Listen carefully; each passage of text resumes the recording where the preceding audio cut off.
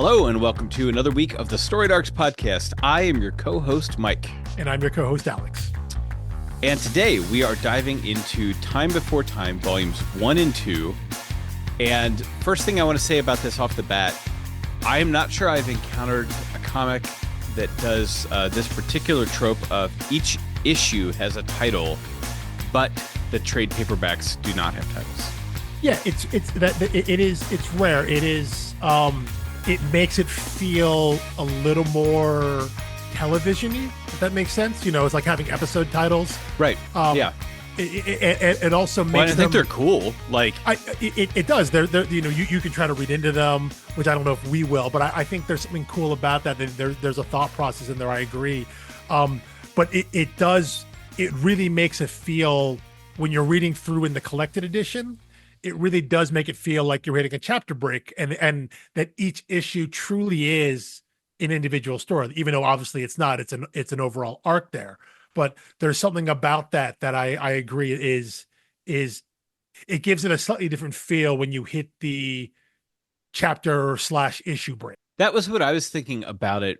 And as I was kind of chewing on it, I was like, oh, it's kind of cool that each one is a self-contained episode with, you know, its own story. Mm-hmm. But then I thought, you know, but the thing about the type of books we do on this podcast, which is, you know, independent, self-contained, complete story arcs, these aren't the, like, I think the old comic rule of like every issue could be someone's first issue doesn't really apply to a 29 issue, you know, serialized series like this. And often that rule doesn't apply to creator owned. You know, it does apply. It should apply. It has to apply to like Batman. Yeah, exactly. Anything that's ongoing, that has a history behind it.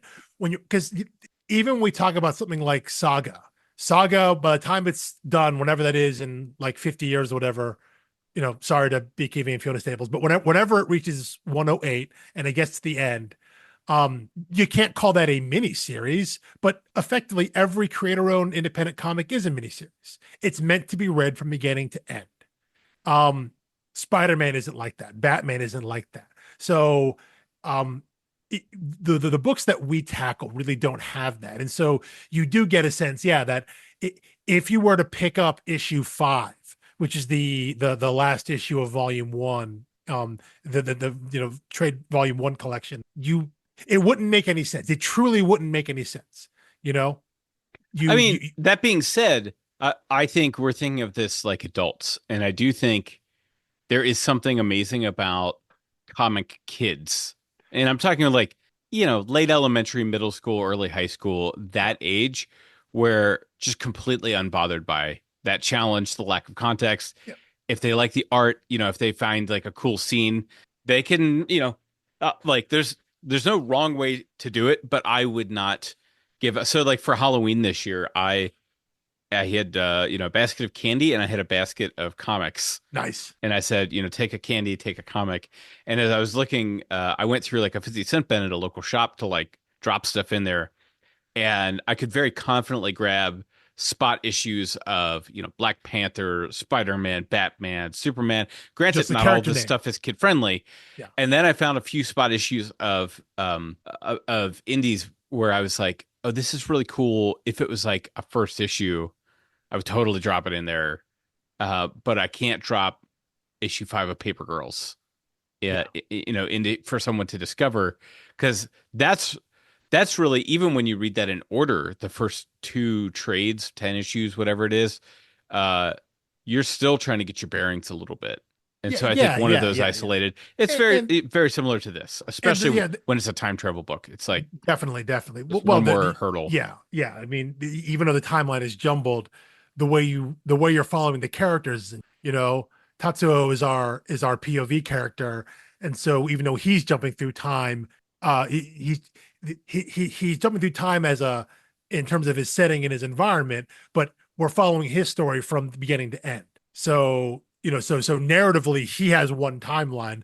It just, what timeline he happens to be in changes. So yeah, there's a confusing nature to it. And I agree, but you know, not every book is for children though, you know? And I don't know. I don't know if this is, you know, a lot of Image books are marked for mature readers because that's the audience for it.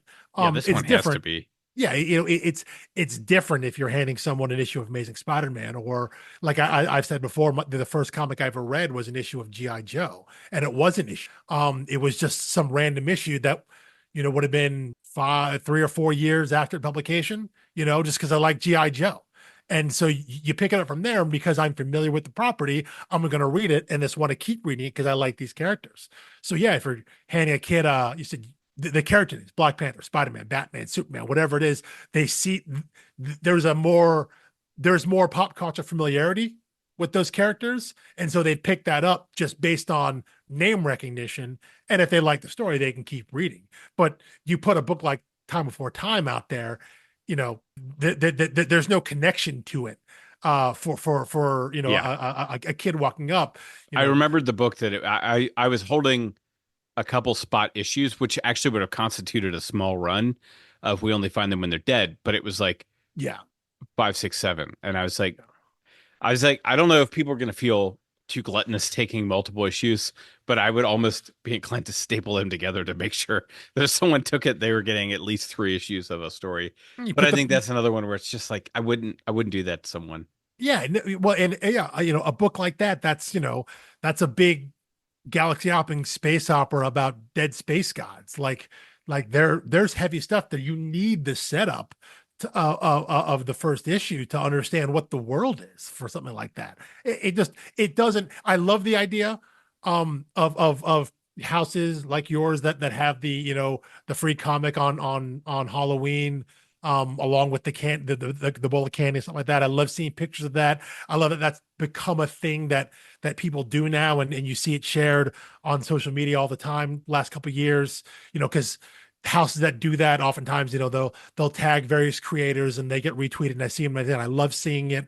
But you got to think about the stuff you put out there, because yeah, an issue of We Only Find Them When They're Dead, or Time Before Time, or even Paper Girls, like just because Paper Girls, the main characters happen to be four teenage girls. um as we talked about way back when we started this show, that's a book for people who were kids in the 80s, not people who Right. are kids now, which means Exactly. they're adults now. So just because that's what the characters are, doesn't necessarily mean that's right for kids to read. But not to say that there aren't books you can throw out there to give to a kid as their first comic. It's just I I wouldn't give them, for the most part, a book from Image or Boom or anything like that, unless it was something that I knew was an all ages thing, or if it was a number one. You can definitely throw a random issue of Amazing Spider-Man or Superman in there, something like that, an action or detective or whatever. But something like this, less so. You got to start at the beginning, and even if it gets, especially with this story with Time Before Time, if it gets a little kind of timey-wimey in terms of not knowing where you are, again, starting at one and understanding what the premise is, understanding why and how Tatsuo is jumping through time and the reason he's doing it. You got to start at the beginning.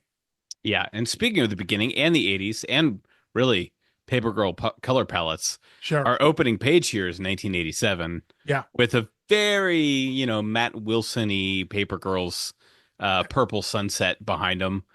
I mean, It's the 80s, 80s is man. neon stuff. I know. That's how you go back to the 50s, and you get kind of the yellow wash on things, the sepia tone. It's a simple way to it's a visual language that everyone just knows. Like, oh, we're in the 80s. Yeah. I do think this is maybe one of my first pages of like a new story ever. It's uh well drawn, beautifully colored. I love the Chronos stamps of that Yeah. 1987, the time Mhm. font that they use throughout. Yeah. And it ends with the kid saying, what's the Wi-Fi for this place? The Yeah. kid dot dot dot. Yeah. Wi-Fi isn't going to be invented for another 10 years. And really, that's lofty. For like, middle class people living in well, now what we find out is like a syndicate safe house type thing. Mhm. You're talking 1997 for Wi-Fi. Yeah. It's just, a couple more years. I was like, Yeah. I Yeah. think I was functioning with Wi-Fi pretty predictably in the early 2000s. No, it wasn't a thing. I didn't That was have it. like when I was going from a 28K to a 56K modem was I know 97. Yeah, no.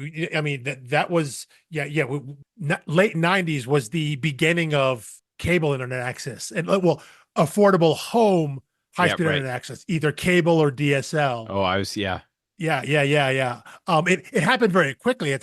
I don't think I had we didn't have I didn't have Wi-Fi until I graduated college in the early aughts. And so the whole time I'm in college, it had just like started to exist like around school and all that. I remember being like, wow, wireless internet, that's awesome. And then in a couple of years, it was like, yeah, that's the way we connect now, you know?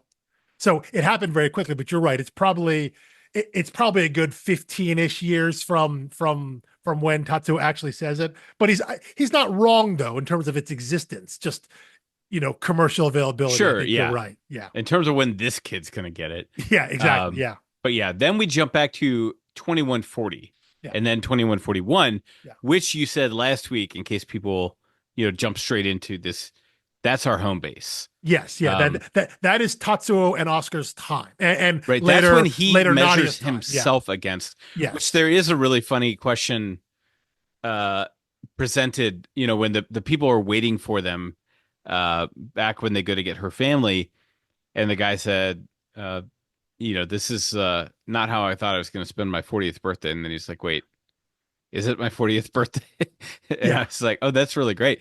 Because I think you would need some kind of watch or something that counts all of the time you experience relative to your body in order Well, to know your age, yeah. because you can't do it with simple calendars when you're spending months and months in other Well, timelines. yeah. You would need like a watch or something that you never change, so you always know what day it is and how long you have been around, in your time.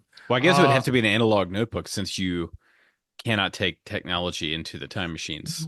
which I have a note about that as an interesting rule that they've set up for their universe. And which I'm sure they throw that in there to eliminate one of the immediate potential paradoxes of time Right. travel of you can't take technology back. And I think specifically I the inference is that we're talking about like electronic technology, you know.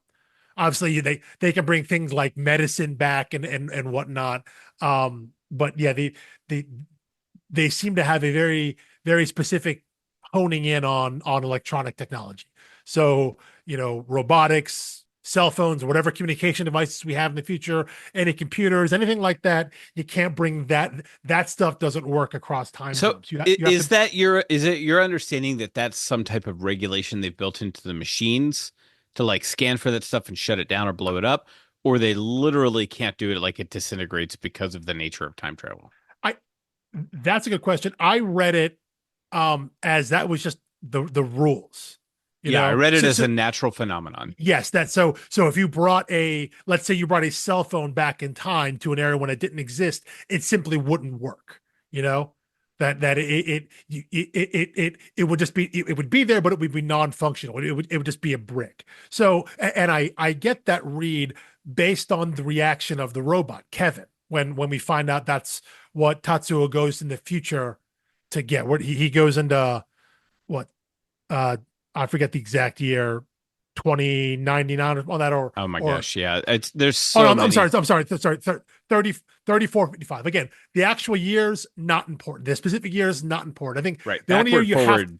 the only year you have to know is basically 2140. That's because that's Tatsuo's home time. So either he jumps to the future or jumps to the past. But he jumps to 3455 and gets that robot to bring that back. And that's the one piece of technology that works. And so I think the way that scene reads when they kind of when Tatsuo opens the case, and at this point he's already with Nadia, who is our FBI agent who tags along. When he sees what it is, that it's meant to be a robot, their reaction of when it powers up and activates, to me says that they just weren't expecting it. That this should just be a metal box with wires in it. It shouldn't have any function because it's not supposed to work that way. And I think that's because it just shouldn't be activated because those are the rules that they've set up for their universe. This is what Declan and Rory have said. In our version of time travel, this stuff doesn't work. Yeah. Which is, again, have a time travel story, you can set the rules however you want. So think about something like Back to the Future, right? If this were the case, then the hoverboard wouldn't work when they take it back in time. It would only work in the era in which it was invented and existed. You couldn't bring that Well, back to 1986 yeah. and So have it I mean, function. I guess the one uh like the one flaw here is that the time machine itself is immune from this rule Yes, yes, yes, yes. But I think there's because there's also the idea of like whatever advanced weaponry that you may have in the future doesn't work back in the past. But yeah, you're right. The pod itself is shielded or exempt from this rule. yeah. Which is Well, and okay, so let's talk about. So, I mean, you said shielded, yeah, and we see Tetsuya throw up really early, first yeah, issue when he makes a yeah. time jump, and that's before he's using the one without the rad shield. The So, old model. right, but when we first see him throw up, I thought, oh, maybe there's some time traveling sickness, much like Paper Girls. Mhm. And uh, I think that's a clever way to do it. It also, um, if it's like a terminal illness that you can get or, builds up in you over time, it really sheds a new light on the whole indentured servitude and we still don't know what he's paying off. Yes, Um, yes. but he's paying off mob bosses for something, and uh, they are really good at moving the goalposts, Mhm. both on, I mean, they do it on both ends. Like, this is one of those where we have not, the syndicate is who I'm talking about. They own his debt. Who this is who Tatsuo works for. Tatsuo Yeah. works for, not by his own choice, but he's stuck working for them to pay off some debt.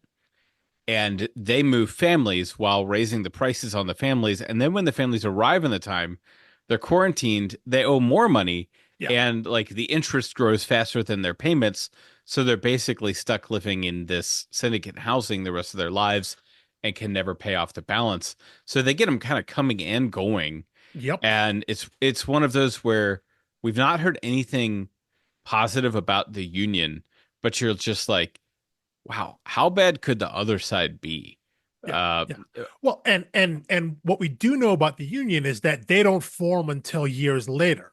There's a where they make some comment about when so the syndicate exists, and then the union in the global timeline of events happens sometime in the future, and they also have time travel capability. So yeah, did they form in reaction to, or are they just a different crime family? Is it just more of the same, just under a different name? right. And I think you're asking the question he wants you asking. Mhm. And I believe you are also feeling invested in that. I mean, I am by the end of volume 2, which I'm really glad we did the break after 2 instead of just 1. I agree. Yeah. Because after 1, like, there's enough to talk about that, but that would be like a 35-40 minute episode, I think, even for us. When you add 1 and 2 together, my Yeah. goodness, like Well, and I think there's a lot. I think in this case, one, there's just, it's all set up. And two, but at the end of volume 2, Tatsu has direction, because now we know that whatever illness, you assume it's some form of radiation sickness, right? Exposure. He Right. has like the lesions on his chest, and Kevin scans him and says, "You're dying." And so Tatsua's thinking is like, well, there's got to be a cure in the future, right? So now we know he has a goal. He's with Nadia. Nadia's trying to find her family because they didn't show up when they were supposed to, back in the past, in what, like 2042 or something like that. And he now has a mission, meaning he's going to jump to the future. So now we have direction for him. So there's an end to this beginning storyline of, he's on the run from the syndicate and now on the run from the union because he crossed them in the future, or yeah, in the future.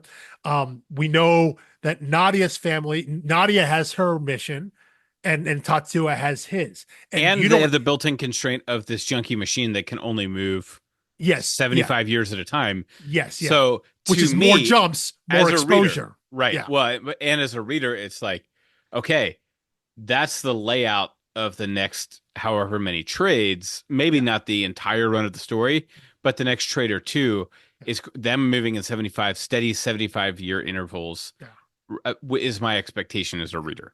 Or I'm not saying that's what happens. I'm just saying the stage is set so that he could really slow walk this all the way back to 2141, yeah. 75 years at a time. Yeah. Um, And the idea there, because he also mentions like he's like, oh yeah, the rad shields are strong, but it still has to like stop and recharge and stuff like that. So even if right. it's 75 years at a time, And they'll he be can't. stuck there for, Yeah. yeah, He couldn't do those like back to back to back to back. Maybe he gets a couple jumps in. So they put those safeguards in. That's at the end of volume 2 when he's examining the pod. So yeah, they throw those guardrails up there, knowing that it's feasible and that maybe this machine won't make him any worse. Although I can't imagine like every jump. My assumption, my read was, I don't know what yours was, that every jump there's some level of exposure to the point where, I mean, even in the beginning of the first trade, like when we first meet their boss, who's the son of the head, Helgi. uh, yeah, Hagen, whatever it is, yeah, he's trying to get more pods because all theirs keep breaking down because the shields keep dying because they're like older models, and so like there's this weird bureaucratic setup you're introduced to in the syndicate that they know these things are a problem.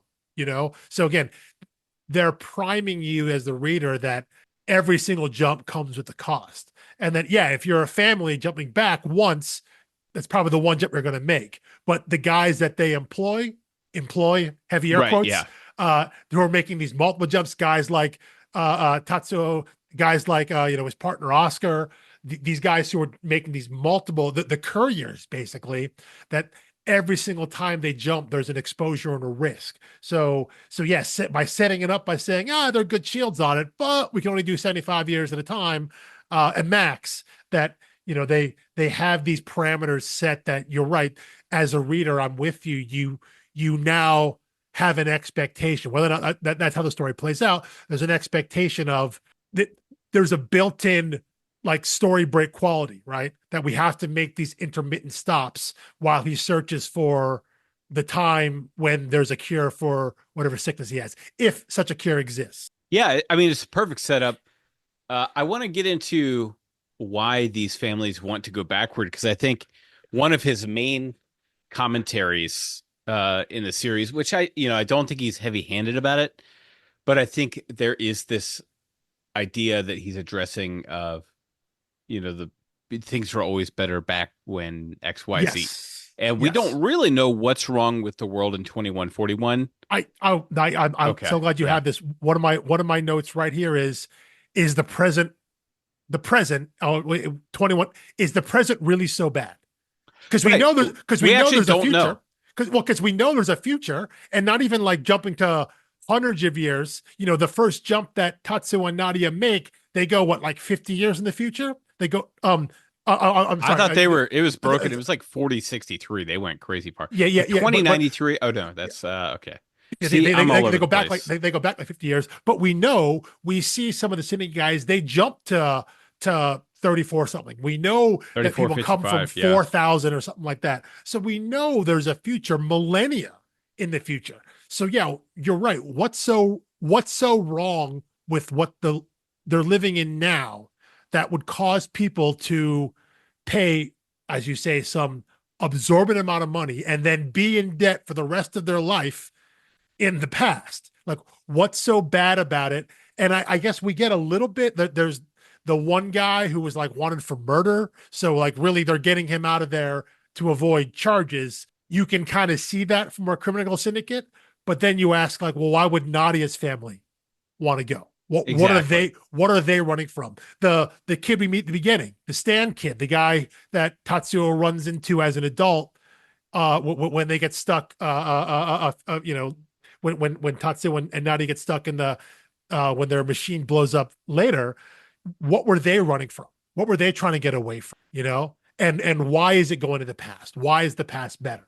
And yeah, I think you're right.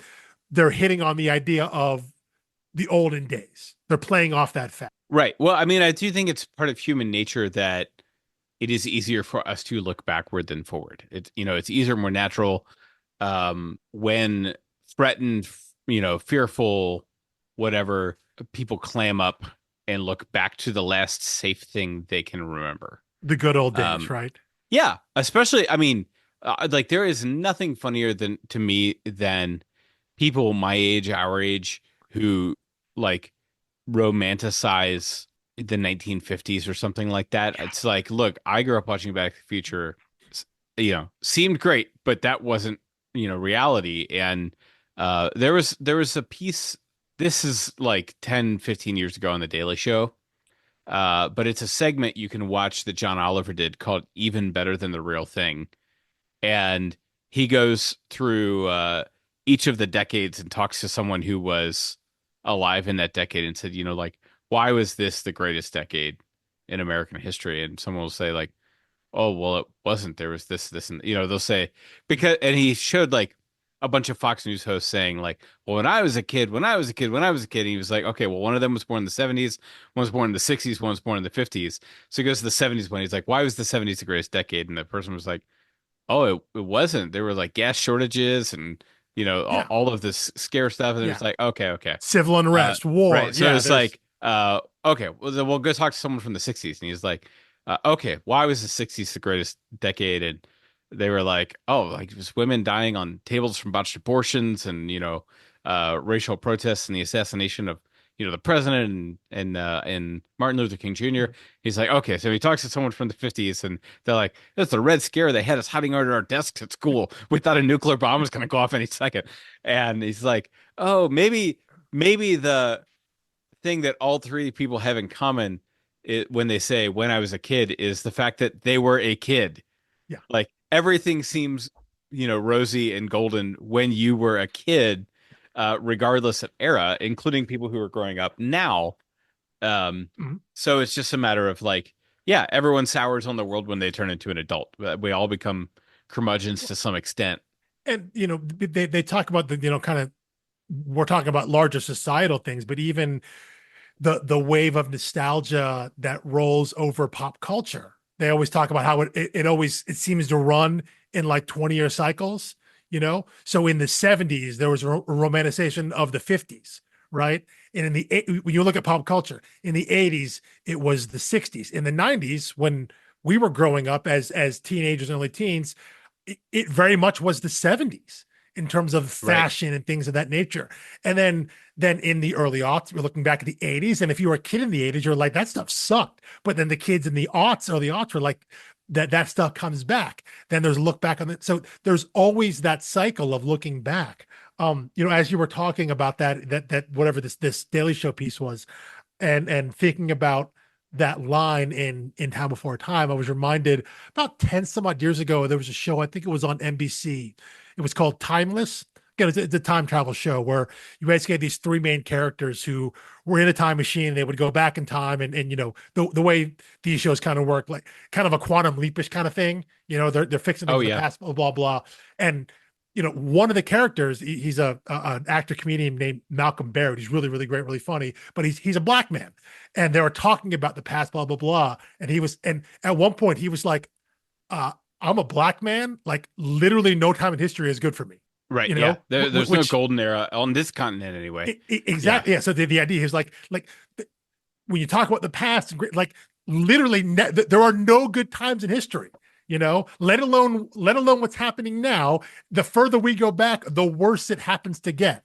And so, yeah, this idea that the past is always better. Now, I think what Time Before Time is examining is, I mean, we're talking again from, if we count now as 2140, right? Nadia's family, they jump back to 2040. So they go back 100 years, you know? So it's not comparable to here, but the idea of like, we're not thinking back of the good old days of like the 1920s, right? Well, the roaring 20s. So I mean, come on. What That's true. Yeah. what Yeah. went wrong then? Yeah, nothing. It's totally fine. But then even then, obviously, he's taking people back to the 1980s from 2141, from his time. So we're going back even further. We're talking about, several hundred years in the past. And I, at some point, I don't think we think like, let's go back to the 1860s because that was awesome then, you know? That at some point it you truly get that law of diminishing returns where you're no longer seeing the past as rosy nostalgia. It is the past. And yet, because this book is set so far in the future that they Which can jump.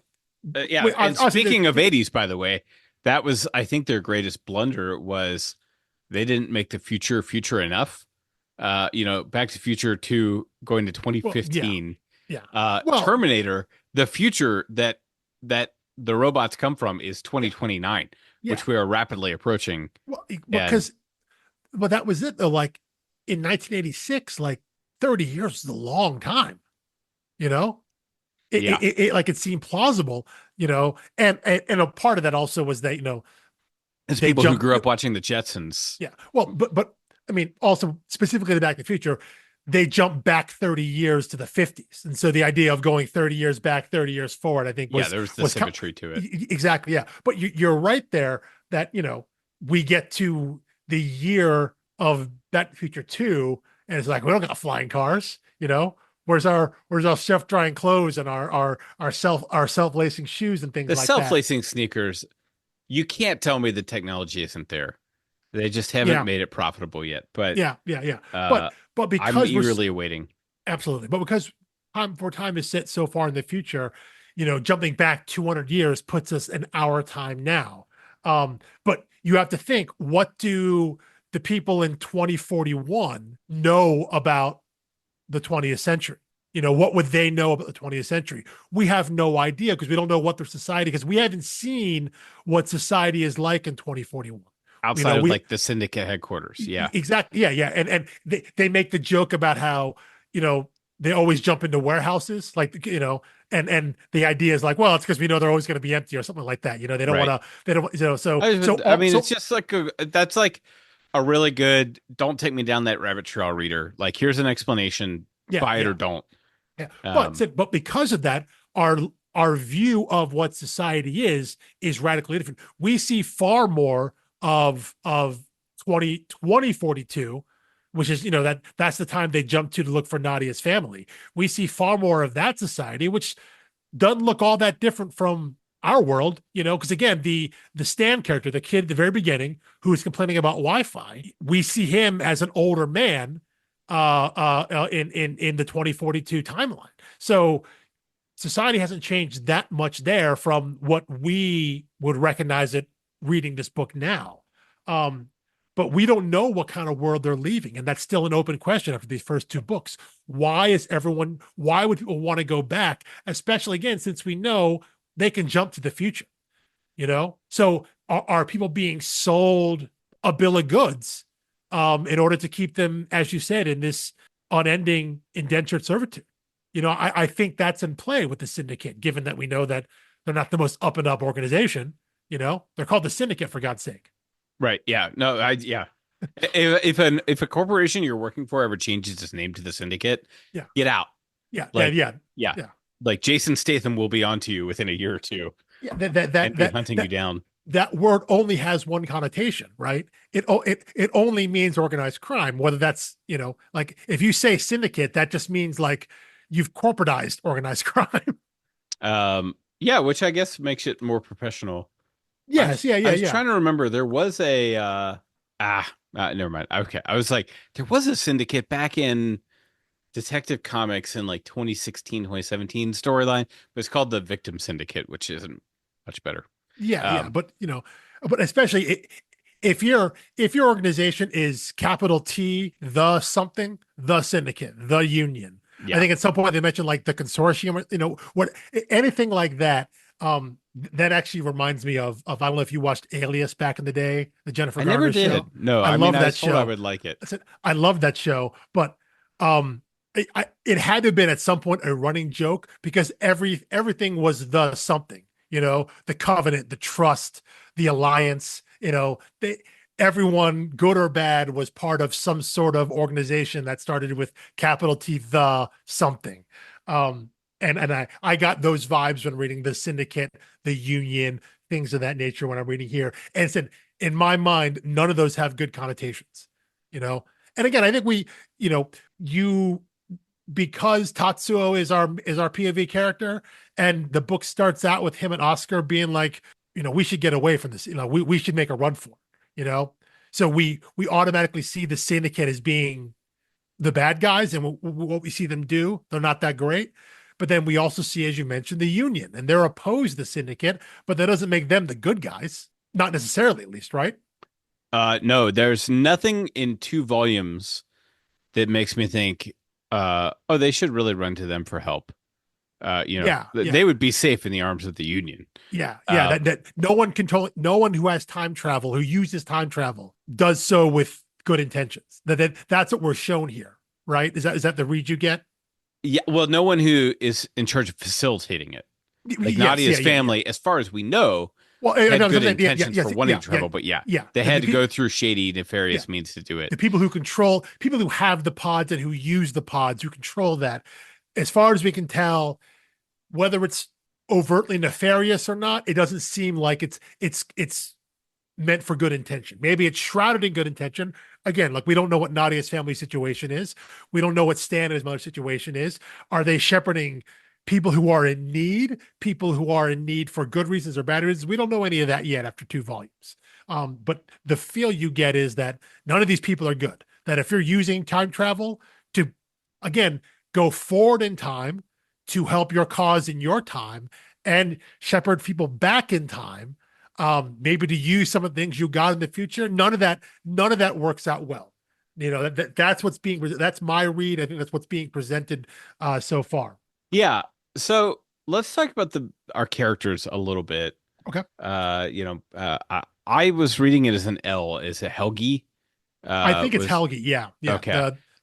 He's like the immediate boss of Oscar and Tatsuo. I guess Yes. he's the son of the guy who runs the syndicate, but he's like a capo, you know? Yeah. Yeah. Um, I am not like, he doesn't last that long, Yeah. but his death does. Yes. Like that is what ends up binding our 2 protagonists together. Mhm. And I think if Nadia had not come along, I don't think I would have any investment in Tatsuo's like story or character. Like the him and Oscar stuff is like whatever, but every time we get a flashback of him, it's always him. He doesn't feel good about it, but he's doing shady stuff. Yeah. And I'm not sure what about this character is like supposed to be redeeming or worth cheering for. But as soon as you realize like, oh, he could kind of start to right his wrongs and, do a good thing by helping Nadia get reunited with her family, it's like, okay, well, now I want him to win because of this. But I also love Nadia's just like aggression. Like she's smart, she's tactical, but she also like her first instinct is to punch her way out of everything. Yeah. Yeah. Like Yeah. she's not passive. She doesn't sit back and let Well, stuff happen to her. she's a cop. The FBI The still Fed, yeah, the exists. Fed agent, Yeah. right? The But like FBI still exists in she 100 some odd accidentally years. travels through time, breaks the time machine. Yeah. Tatsuo's like, "Hey, we need to fix this." Kicked right in the gut. Like he Yeah. doesn't even get to finish his sentence, and it's like a gun in his face, and it's like, oh my gosh, like what is your like? I don't think she's like a great chess player.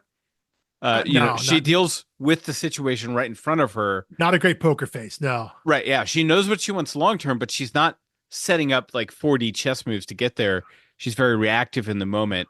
But it's fun to follow a character that's a little impulsive like that, Yeah.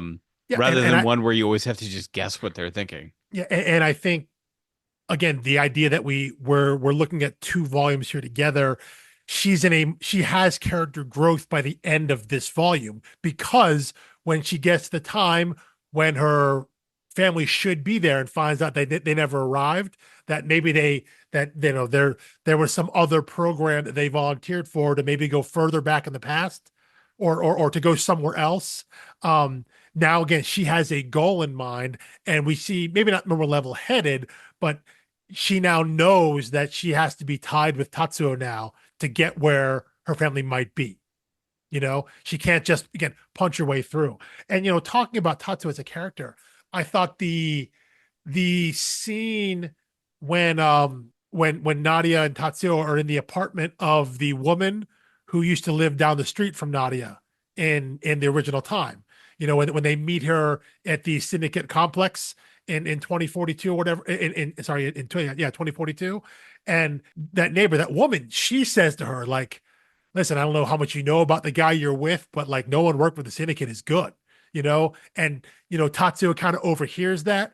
And you can tell he has a moment of self-reflection because when Tatsuo and Nadi have a moment later, he basically kind of cops to like what you said there, being like, we don't know what he did to get involved with the syndicate, but he's basically like, yeah, you know, I have my reasons for being here. He kind of cops to like did a lot of bad things. We see that one scene with him and Oscar when they say like, hey man, the pass is only booked for two people. There's three people in this family.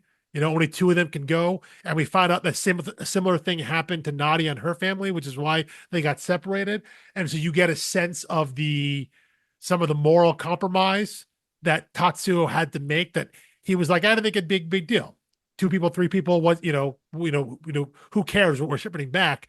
And to basically be But told, at the so same time, it was made pretty clear to me that he advocated as hard as he could, yes, yeah, and his options were basically, I don't know, they'll kill yeah, him yeah.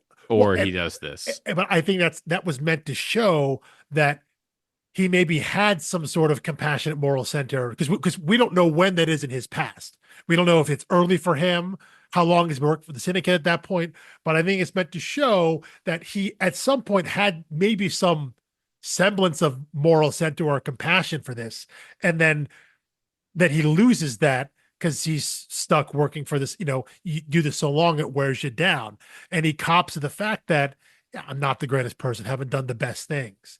But I think you're right in identifying that maybe he feels that if he can do this one thing, that maybe that helps. You know, it's not going to balance his sheet out, but you know, I think the revelation that he's dying, like actual, like not just feeling sick all the time, but hearing from Kevin that you're dying from the robot, that maybe kind of recenters him and says, well, if I'm dying, you know, then maybe I can do this thing here. Because I think he knows he double crossed the syndicate, right? So if he gets caught, he's dead anyway. Unless he brings them something they really want, I think he thinks maybe if he makes this robot delivery, it'll clean it up a little bit. Maybe part of that too. Part of that too. I think that could be an ulterior motive, since that was the thing they wanted. So if he can get back to Well, his I mean, regular timeline, they now have problems for not delivering on it. yes, And we yeah, know the future of the syndicate is shaky. There was the hint at that from that yes, shootout scene far in the future. in the 3,000 some Yeah, years, when some the guy whatever. was Yeah, like, yeah, Yeah, I don't really want to like sink too many more resources in you guys because I know how it pans out for you," or something like that. yeah, It's yeah, like, yeah. what in the world you get? Like that's the most annoying person, by the way, the person who has a secret. They want you to know they have a secret. They want to pique your curiosity about it, but they will absolutely not tell you the secret. Well, and I think that goes back to another kind of fundamental part of the universe they've established that, as far as we know, as we've read so far, has to be true, which is the idea of a closed loop timeline. That's something that is brought up multiple times and addressed on multiple occasions by multiple people. The idea that whatever has happened has happened. So meaning anytime they jump into the past and drop someone off, they did that because it was always supposed to happen and nothing can change. And and so subsequently, anytime someone jumps into the future and they meet from someone who is in the future, like you said, the guy who knows more than he's letting on, the idea that like maybe he doesn't know what the meeting was going to be because it's just happening, but he knows what the ultimate outcome is going to be because the future or the past is already written, depending on your Right. perspective, you know? And I think what is interesting is the first time that's brought up is between Tatsuo and Oscar, right? And Oscar is the one who tells Tatsuo, like, listen, what's happened. You can't change anything. Flash forward into volume 2, when Stan, again, the kid that Tatsuo dropped off at the very beginning of the story, now is an old man. When he's like, well, you have these time machines, I'm going to try to change things, which is, you know, he ends up stealing Tatsuo's time machine. Tatsuo says to him, hey, man, like, you can't change anything. So he's now the one relaying that information of it's closed loop. We're doing this because effectively we're doing this because we've already done it.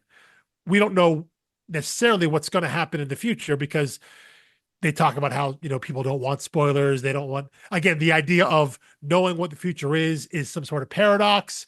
But then if you know what the future is, if you learn about what happens in the future, then theoretically you were always supposed to know what happens in the future.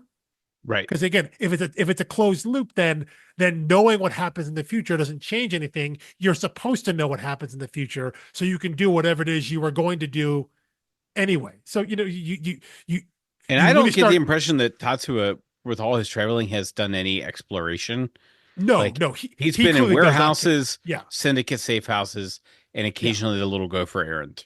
exactly. Like he jumps to the future. He goes from where the pod is to the pickup and back, and that's it. Because that's what his job is. So yeah, I don't think he's worried anything about that. But the higher ups in the syndicate and the union, the guys who are running the show, as it were, they clearly have more information. Some of them want to know what's going on because I would assume they feel that their future depends on it, right? Like, hey, if I know what's going to happen, then I can make the moves I need to. And again, the argument then is, well, if you know what's going to happen, you are going to make the moves you need to, but they may not come out the way you think they're going to, because they're going to come out the way that they're always going to. So you very quickly get into a snake eating its tail situation of, again, when you have this closed loop of just because you know what's going to happen in the future doesn't mean it's going to turn out the way you think it's going to, because maybe you're supposed to know. So you very Exactly. quick Yeah. you very quickly get into these paradoxes, whether you're trying to avoid the paradox or not. You can't help it just by jumping into the future or into the past. You've inserted yourself into some place you were not supposed to be, except you're always supposed to be there because it's a closed loop.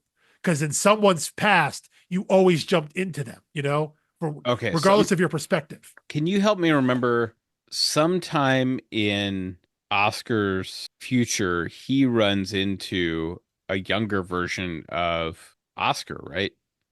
Or is it a different friend from the syndicate? Oh yes, no, no, no, no, right, no, yeah, When yeah, he runs into Oscar, yeah, no, and no, no, Oscar seems to have both when he's dying in the first issue yes, and in that scene seems to have a very knowing thing, which I think means we will cross Oscar's path many, many more times. But that Oscar knew where that Tattoo was in the journey and was like, hey, well, man, really he great to see you before all the stuff that goes down goes down. well, he thinks he does, right? Right. So the first version of Oscar we meet gets sent to a he gets sent on an errand into the future, and we find out it goes awry. He gets basically detained, blah, blah, blah. When he finally jumps back, he's an old man on his deathbed and he dies, right? Right, And then Tatsuo eventually is assigned to finish that jump, which is the jump in the future to get what we find out is the robot, is Kevin. And you're right. In that moment, he crosses path with a younger version of Oscar. And Oscar in that interaction is like, oh, you're from my past. And I don't think Tatsuo corrects him then. And Oscar, but he's basically like, hey, man, just no spoilers, but we got good times ahead of us. It's all rosy from here or something like yeah. that. And of course, Tatsuo knows, like, I don't think he knows exactly. Although I think Oscar's wearing the same coat. Like he's wearing like a green coat or whatnot. So you I almost didn't read too wonder. much into that. That's like I Homer I flip Simpson's been wearing the same pants for 30 years. That's true. I flipped back and looked at that, and I wonder if that Tatsuo is meeting the Oscar that just jumped there. Like Oscar's going to go to try and finish this run, and that's what ends up getting him detained to where he's in prison for all those years. So when he does come back to the beginning of the story, that was so. I wonder if that's the jump there, and he simply assumes that this is a Tatsuo from his past. You know, like maybe he can't complete his mission, he can't complete the jump and finish the pickup because Tatsuo jumped there after him, but he got there before him and got the robot. You know, it's that sort of thing. Like if the reason Oscar gets detained and fails on his courier mission is because Tatsu jumped after him to finish it and completed it before past Oscar could do it. Interesting. See, I thought he did like a Cap and Endgame type thing where Oscar was like, we're gonna run away anyway. I got the chance while I was on a mission to like stay somewhere and live out my life and then jump back and basically take a suicide pill. So they can't do anything to me because I got to live my life. Um, Granted, it's nearly impossible to know Yeah, no, from it's I from the first issue. I But he did not. He yeah. seemed so at peace with dying, despite Well, them having this big plan. I think that's because he's at the end now. I think because Right. he spent this year. I think we're supposed to take him at his word that yeah he's detained and it wasn't like in a labor camp or whatnot because it very much seemed like these guys were in it together. They're partners, right? So like he wouldn't have. I don't think he would have bailed on Tatsuo there and lived a life out and then come back afterwards dying. So I think we're supposed to take Oscar at his word that in the future things went awry, and I wonder if I think a read of that is it's because Tatsuo jumped there and got Kevin, the robot, the delivery. He got it. He basically snaked it out from beneath Oscar because when he jumped there, he got there before Oscar did. That sort of thing. I Got it. wonder. I wonder if that's the case. Um, but yeah, but I do think you're right that again because it's time travel, um, no one is actually dead in terms of like we just got to jump back and see them later. So yeah, Right. if I mean, there's their other end is versions their of end, Oscar, but you will yes, always run into previous versions of him in exactly, other places. yeah. So will we see another version of Helgi? And I guess we do. We have that moment, I guess, with his father Yeah. who looks pretty young. He looks about the same age. They comment on that. He looks the same age as his son because time travel shenanigans. But he jumps back clearly to a past moment of him and his son, right? And he's Yeah. kind of spying on them. And so there's an idea that anyone who is dead, and maybe even there is the one spy for the syndicate that's in the Union that Tatsuo and Nadia run into in like 2090 something, maybe we see her again. Because when you have time travel, you can just run into different versions of characters. And so I think everything is still in play. It's just a matter of when we meet them and how much knowledge that person has at that point because of where they are in their lifespan. Okay. So I have one more plot related question for Okay. you. Um, on the page where he dies, I guess there's the page where she shoots him, and then the following page, you see his phone ringing on the ground. Uh, And it says dad 2679, which I'm taking to mean that is the dad of his that is residing in the year 2679. yes. Okay. Okay. Yes. Because at Yes. Yes. first Yes. I didn't study that image and I was just like, oh, they put a phone number on the screen. I'm like, Yeah. they wouldn't be so lazy as to like it would look very cramped to put 7 to 10 digits in there. Yeah. Yeah. But it would be too lazy not to do that. So it's saying this is his dad calling him from 2679. So clearly the people who run the syndicate don't want to be in Tetsuo's time either. Well, yeah, and I think It's that all that grunts and people trying to escape. well, and I think that's also part of the idea of running a multi-timeline generational crime syndicate, right? Is that your base operations that is at a certain time, and then you're running out of, you're running your operation out of probably multiple timelines. And it just so happens that he sent his son to run this version of it for whatever reason. And he is stationed somewhere else, slightly in the future.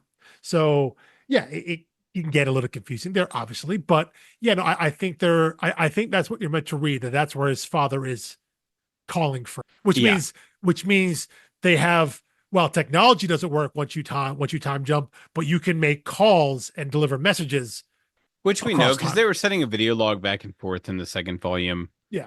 Um, which it was unclear if that was one way communication or two way, but Well, um I think from the past it seems like one way, like we have, right, they're recording it and saving it on a hard drive, knowing that yeah, they could watch it all yeah, at the like same time in the future. I think you're talking about the two Union hit squad, right? Who go Yes. back because they don't know when in 2092 that Nadia and them are So they showing show up up January 1st, which is first, and brutal. they wait all year, and yeah, so they're recording these messages knowing that in 100 years the Union will get them. right? So it's Right. like you go back in time to plant something that your contemporaries will see so they can send someone back to time, so I do think it's one-way communication in that sense where the past can speak to the future.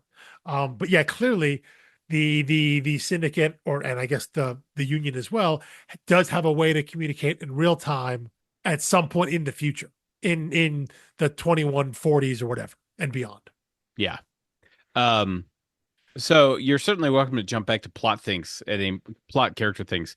But I do want to take a beat, especially in the first episode here, to talk about the art, the Yeah. coloring, lettering. Uh, lettering, just to kind of get out of the way, it's very well done, very easy to read, very intuitive. Yeah.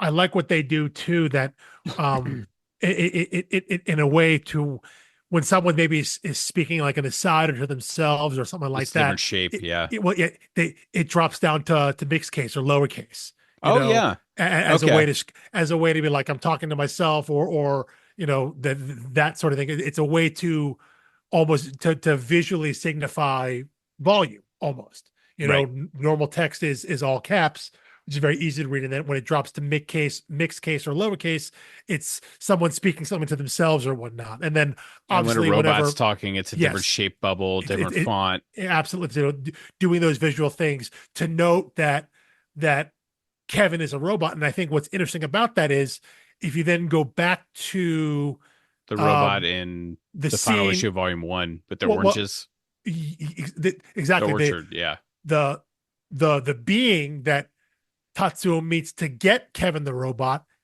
is speaking in the robot tech in the font.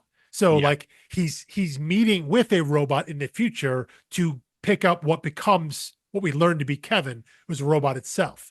But at that time, we don't know, is that future speak? Is it because he's wearing a mask and a helmet? Is his voice distorted?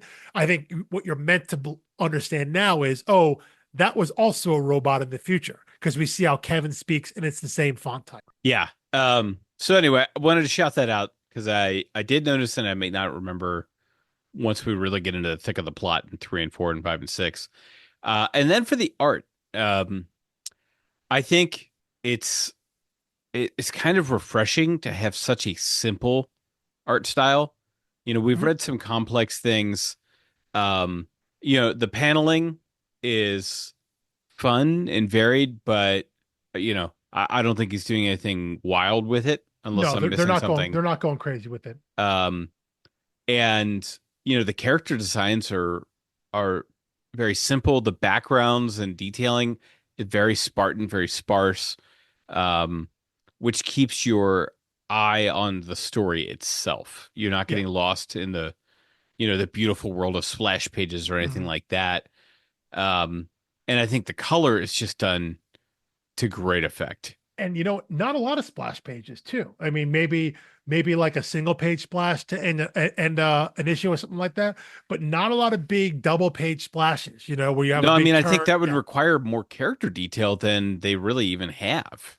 yeah, and Um, even I'm trying to think maybe when we get to the future, if there's like a big double page splash. I'm flipping through right now. I Nothing jumps out at me as like here's because the they're big never reveal. showing off the scenery. They're never showing you what's so bad about the present or Yeah, what's yeah, so great yeah, about yeah. the past. It very much is character focused, and I think um I like Joe Palmer's character design, and I think it'll be interesting to see going forward because again, this is 11 is his last issue until the final issue.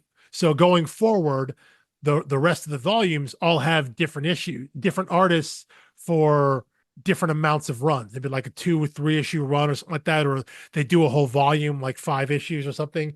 But we start getting different artists in there, different interpretations, um, to kind of tell different stories. But yeah, I like Palmer's style. I like the way he draws his characterization, the way he draws characters. It's different. It isn't your standard way. He's not. They're not going for any kind of photorealism or anything like that. They're drawn. I think the standout for me initially really is the colors by Christopher Halloran. I think it's really really cool. Well, and it's one of these things that I don't always like. I can't explain like why it works. So there's this scene in volume 2 where he's in the kitchen. It's like the first issue in volume 2, Mhm. and um, the kids run in, and as it switches to just Tatsuya talking, they don't bother drawing the kitchen. It's just like a pinkish, Yeah. orangish Mhm. color behind him, and then he talks to the kids, a greenish color. Then it's him again, and it's a yellowish color. Yeah. And that's one of those things where it's like, I think a lot of artists, especially ones who work digitally, can quickly replicate the background that they used for something else.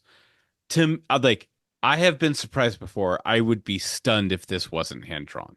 Maybe he works digitally, but um, Well, yeah. Look. everything about this suggests to me that this is hand drawn because he's not wasting strokes on Well, background hold stuff on. that doesn't matter. Let's define what hand drawn mean. I Well, doubt this yes, no, is. it's all hand drawn, It's all, yeah, whether yeah. it's But digital or I'm sure, not. yeah, I I'm I sure mean he's on drawing on a paper. tab. Yeah, I actually, I doubt he's drawing on paper. I Really? honestly, Okay. yeah. I think at this point, the vast majority of people are drawing on tablets. I think the software is good enough.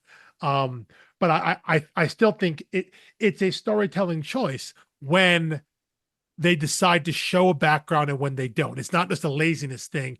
There's something about what they're trying to say, whether they're trying to indicate mood, vibe, feel, setting, whatever it is that they want the focus on the characters because they're and sometimes it's not readily apparent as to why they make those choices. But I do believe they're always intentional. Oh yeah, no, I didn't mean to say that it was ever laziness, but Sure, sure. I do think there's a wisdom in not cluttering the page Yes, with things exactly. like Yes. that. Yeah. And I do think when people are doing a lot of modeling and they need to look, busy, like I will read some manga that is all done on paper, and they put excessive background detail in every panel, and it's just like, my It gets eyes were on busy. that panel for 4 seconds. Yeah. Like I didn't need all that. You could have just drawn the headshot and given me, like, kept the story moving. Yeah. So I Because you think don't know there's what's there's important. like a certain maturity in knowing when to do it, when not to do it. And I was never left wanting more art Yeah. depicting a scene here. Oh, Actually, I there do. is the really great splash page when the Union people get the robot in the alley. That is a full splash. Well, I think they do. I don't know if it's every issue or not, but the final page of each issue, most issue, is generally, I think, a full page splash, where the just the final page, whatever that last shot is a full page splash. So that's not the only time they do it. But I think, again, I'm trying to remember. I don't think there are any double page splashes in the middle of issues where No, I don't think so. they're going across the break there. One thing as I think through that I realize in my notes as well, in terms of what I really love the way that they depict it is sound effects, Oh which in yeah. this case, are very clearly artwork. This is not lettering work here, but anytime they do any sort of sound effects, the way they're done, the way they're shown, the way they're drawn, angled, colored, all of that, I think it's incredibly fun. And it's such a standout, I think, for the rest of the art, which is intentional, right? Like they want you to draw attention to it in terms of what the sounds are, whether it's the car crashing into somebody, a gun going off, whatever it is. They're seeming to having a lot of fun with the various sound effects for any of their actions whenever they have them.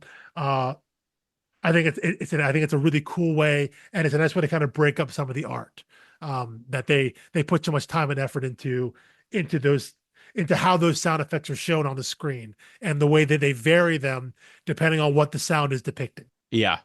Yeah, I noticed that too. There's and like it's not a nonstop action ride, but the action scenes are really good. Yeah, there's a lot of character moments, a lot of people talking, and then kind of intermittent there are I mean, gun when battles or somebody gets fights. shot in the head in the back of a car, and it wasn't one of our guys grabbing the gun shooting one of the captors, I was like, "Oh man, that jumped out at me from nowhere." And then you get to big car accident, a little bit of a Mhm. chase scene, and then interrogating for where's your pod. Uh, And then I felt like that in the future, pleasantly jumped out and surprised me, and was like, "Oh, that was really great action." Um, and very clearly depicted because I yeah, I don't like comics that I think a lot of comics like this that are so character driven, so story driven, when they do action scenes, things can move like a little too quickly or sporadically, and you can't quite follow exactly what's happening. No, I was gonna say, when the scene when the syndicate heads up, the bosses, when they jump to the future, when we have the gun battle and then like the knife fight and all of that, yeah, you can. I mean, the way the characters are drawn, the people that we're following, their attackers are kind of like all in mass and whatnot, so it's kind of easy to tell the sides there. But I think yeah, there's a there's a coherence to the fights, to the action in general, that I think is helpful because the book isn't nonstop action. It has Right. action in it, but I don't think that's what the main draw is. So when it is in issues and it's fairly regular, um, I think they have some fun with it. Yeah. Um, and that reaches the end of my notes, but feel free to round out the rest of your notes you've got Yeah, I there. don't think I have anything else here. I'm trying to look here. That's great. We Um, can hold it all we got two more episodes of this, yeah, yeah. so we can always circle back. Well, I think No, no reference to time before time intended there.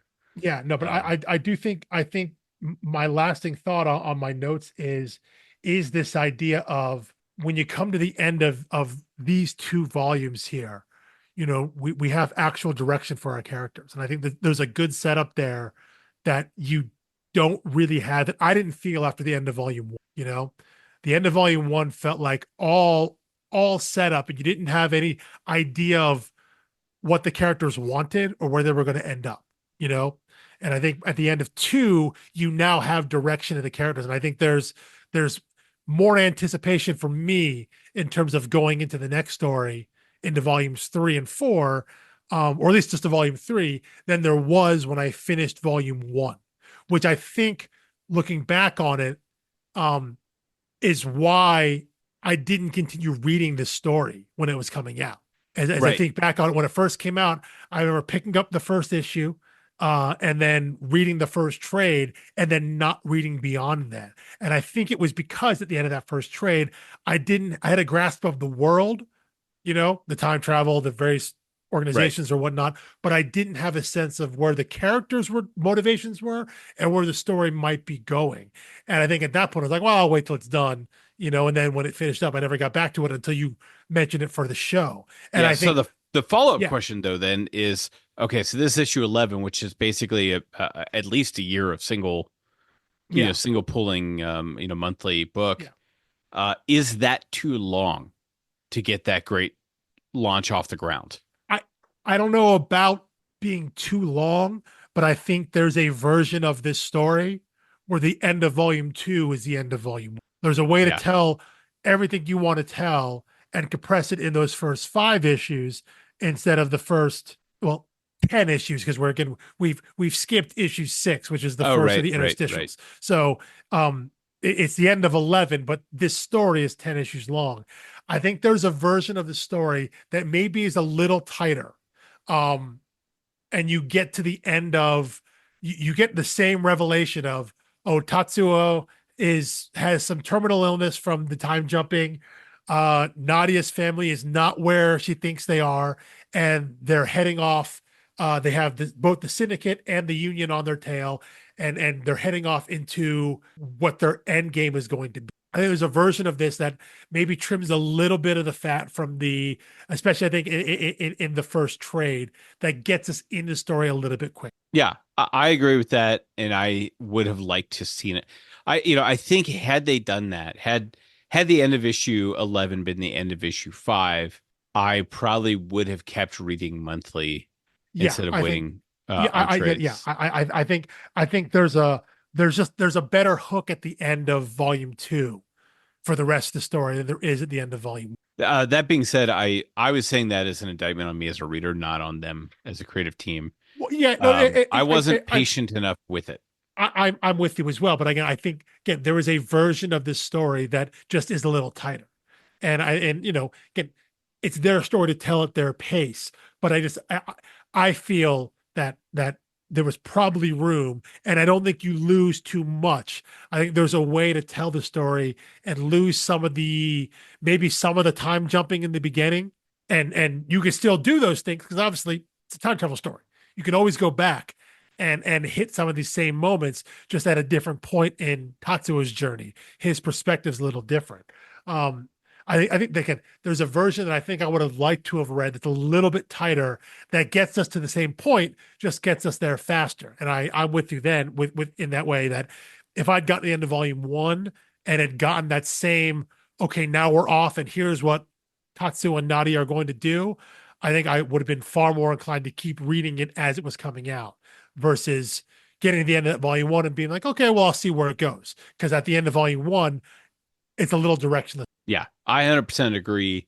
Although I was still intrigued by, the world, the premise, all these other, certainly the creative team was the hook that brought me in and kept me going. But yeah, totally agree on that point. From a character standpoint, I don't know what their motivation is. Again, I'm brought in by the world. I like the idea of all of that, but because I'm not invested in Tatsuo and Nadia at this point, I don't care so much about what the syndicate and the union have against each other and all of that. Their war through time. I'm not invested enough in the characters at that point and their journeys because I don't know what they're going to be doing. Right. Again, yeah. I don't know what his end goal is other than to like pay off his debt or escape with a pod and go hide from the syndicate, which, seems like kind of a stupid pipe dream anyway. Yeah, and they can track the pods, and I'm not sure. Well, and I'm not sure that he's the type of character who deserves to ride off into the sunset. Exactly. Yeah. That's the other thing that I was saying about Tetsuo in the first volume is that like, well, what do I care? He's just a guy. Yeah. So, and he becomes a little bit more than just a guy, but you need Nadia to bring that out of him. And they do meet very early, but they're literally cuffed together. So they're not really working together until volume two. And that's what I'm saying. I don't know. I'm not invested in either of their journeys yet because we haven't been shown why. There's a lot. Volume one is, I think, so much of the world building and setup, which I find interesting. And again, that is a hook for me into the story. But in terms of wanting to read more as it was coming out, I needed to be involved. I need to be more invested in the characters, and we don't get that. I don't feel we get that sufficiently in just one volume. So by looking at this two at a time, I think as a reader, for me, it's helpful to be invested in everything the comic has versus just finding the setup in the world kind of interesting, kind of cool. Yeah, totally agree. Awesome. Well, thank you for listening. Thank you for reading. And we will see you all back here next week for volumes 3 and 4. Yep. So if you're reading along a single issue, you're going to, again, be skipping, you're skipping 12, which comes in between volumes 2 and 3, and then skipping 18 as well. Because, you're welcome to read them, but we will not be discussing them. We're not covering them. We're only covering the issues that are in the volume. So 3 and 4 for next week. All right. We'll see you then.